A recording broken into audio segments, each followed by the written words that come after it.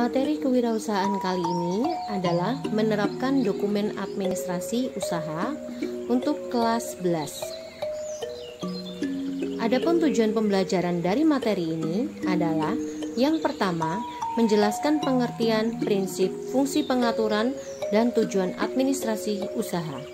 2. Menyebutkan macam-macam catatan kegiatan administrasi usaha. 3. Membuat dokumen usaha. 4. Membangun merek dagang. 5. Membuat logo dan mendeskripsikannya.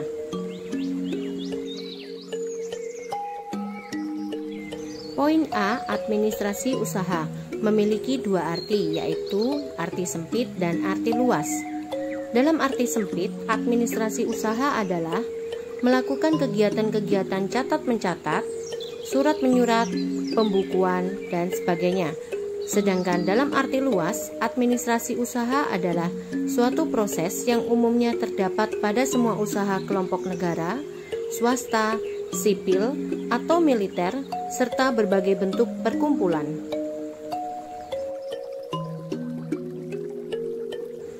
Poin B. Prinsip dan fungsi administrasi usaha. 1. Prinsip administrasi usaha. Yang pertama, adanya kelompok manusia yang terkait di dalam dunia usaha. Yang kedua, adanya tujuan yang diharapkan di dalam dunia usaha. Yang ketiga, adanya kerjasama usaha dengan semua pihak. 2. Fungsi administrasi usaha antara lain: yang pertama, menyediakan dan melengkapi serta mengelola buku-buku administrasi perusahaan dengan baik dan teratur. Yang kedua, mencatat alat-alat perlengkapan perusahaan dan kegiatan-kegiatan usaha atau bisnis ke dalam buku-buku administrasi. Yang ketiga, memelihara buku-buku administrasi perusahaan dengan baik dan benar.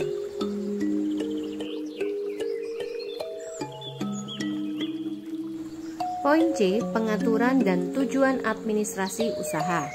1. Pengaturan administrasi usaha. Yang pertama, pengaturan catatan dan dokumen transaksi usaha. Yang kedua, pengaturan catatan dan dokumen pemasaran dan penjualan produk. Yang ketiga, pengaturan catatan dan dokumen para konsumen atau pembeli. Yang keempat, pengaturan catatan dan dokumen personalia perusahaan. Yang kelima, pengaturan catatan dan persiapan dokumen-dokumen perusahaan.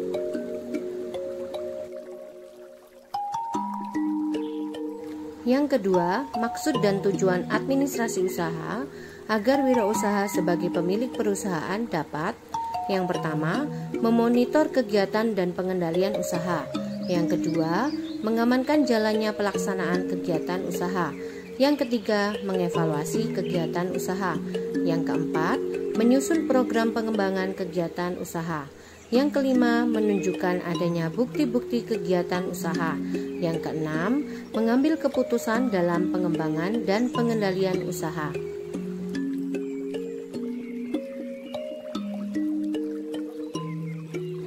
Poin D. Macam-macam catatan kegiatan administrasi usaha. 1. Surat menyurat. 2. Perjanjian dagang. 3. Pemesanan dan pengiriman produk. 4. Pemasaran produk. 5. Persediaan. 6. Kepegawaian. 7. Proses produksi. 8. Gudang.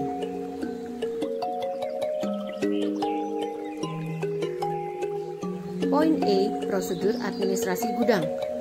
Dibagi menjadi dua, yaitu administrasi dalam usaha kecil dan dalam usaha besar.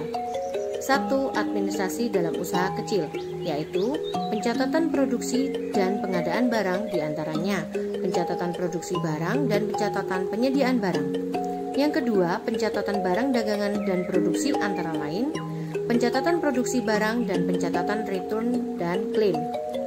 Nomor 2, administrasi dalam usaha besar, antara lain pencatatan produksi barang, pencatatan pembayaran, pencatatan return klaim, pencatatan penerimaan pesanan atau order barang, pembuatan kwitansi pembayaran, pembuatan nota pengeluaran barang dan modal, pembuatan faktur pembuatan barang, dan pembuatan surat jalan pengiriman barang.